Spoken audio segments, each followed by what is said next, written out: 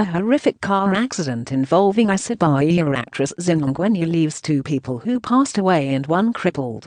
The 29-year-old, who was allegedly driving under the influence of alcohol, was involved in a head-on collision in Boksburg which left 2 people dead and 1 crippled for life. According to the publication sources that were on the scene on the day of the accident, it is alleged that Zinhle overtook 5 cars before a head-on collision with a red Corolla that had 3 occupants. The driver is said to have spent a day in the hospital before he was declared dead, and the passenger spent 5 days before he passed away.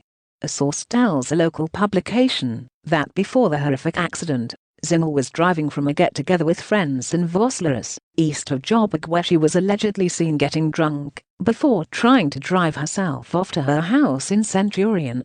According to the first witnesses on the scene, Zinhle was found unconscious in a Porsche, and the witness quickly noticed her and alerted her mother, who was one of the first close people to Zinhle, to arrive on the scene.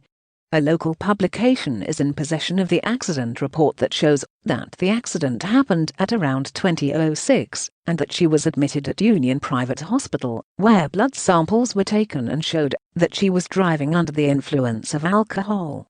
According to the source, the case was reported to the police 10 days later, and the Porsche was towed away by MF Autobody from Boksburg.